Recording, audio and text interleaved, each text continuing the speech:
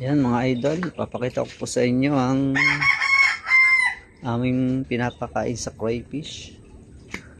Ayan, mga sikreto namin, mga pakain. Ayan. Tinadtad na isda. Ayan ang mga crayfish namin. Ayan, dalawa namin ang ano. Tinadtad na isda para mabilis lumaki.